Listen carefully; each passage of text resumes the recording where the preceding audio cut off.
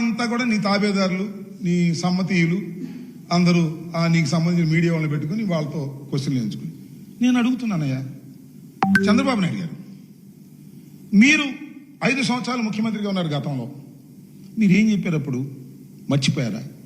ఒకసారి వేయండి అయ్యా. ఇదే శాసనసభలో జగన్మోహన్ రెడ్డి గారు అపోజిషన్ లీడర్గా ఉన్నప్పుడు దేవినేని ఉమా మీ ఇరిగేషన్ మినిస్టర్ ఏం మాట్లాడాడో దానికి సమాధానం చెప్పగలరా మీరు? ఇవాళ చెప్పండి, ఒకసారి చూడండి. 2018 కల్లా పోలవరం ప్రాజెక్టులో నీళ్లు నిలబెట్టి చంద్రబాబు నాయుడు గారు అపర భగీరథుడిగా ఈ దేశ చరిత్రలో నిలబడతాడు. రాసి పెట్టుకో, నీ సాక్షి పత్రికలో చాలు.